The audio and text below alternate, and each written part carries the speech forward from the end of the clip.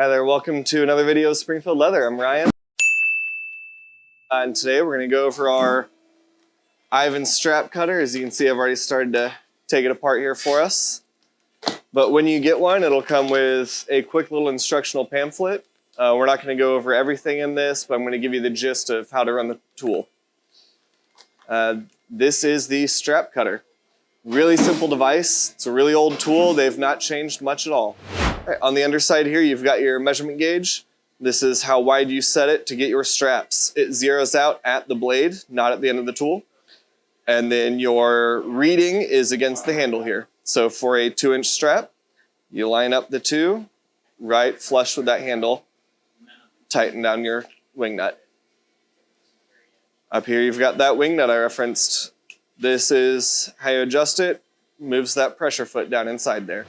All right, so to start using your strap cutter, you want to take out the blade cover that's included, just a little rubber bit. You just kind of squeezed it out of there. But now your blade is exposed and you're ready to cut. So we're going to start off with this black Hermann oak leather. It is quite thick. Let's see here. 7/8 ounce of edge tan. We'll have no trouble cutting this or even some thicker leathers. To adjust the width of or the thickness of leather you're doing, you just kind of pinch this together or pry it apart and then adjust your screw back here so that you've got a consistent distance between your arms. So now I'm going to do a 1.25 inch strap, or rather 1-inch strap. Start to push it through, and you can see it's just cutting like nothing. Grab hold of your strap. Don't worry about the bulk of your leather. Keep that tight. I'll show you this time the most important step to any strap cutting project is get a straight edge. So just set your ruler down, cut yourself a nice straight edge. Because your strap is only going to come out as straight as your leather. Now, being much softer leather, you'll notice I'm going to have a little more finicky time with it, but it's still doable. So I need to squeeze these together because this is a much thinner leather. And if I leave it wide, it'll bend against the blade. We'll do 1-inch straps again. Tighten everything down. Otherwise, works just the same. Start your leather. With this, I've got to kind of feed it through a little bit because it doesn't have that firmness. And then hold my strap, and this is where you really want to make sure you keep tension on that strap.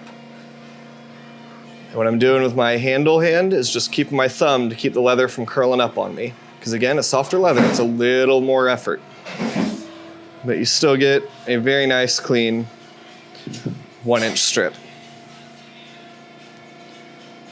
All right, so we're gonna go over real quick how to do a blade change on these. It's a little confusing at first and kind of intimidating, but not that bad.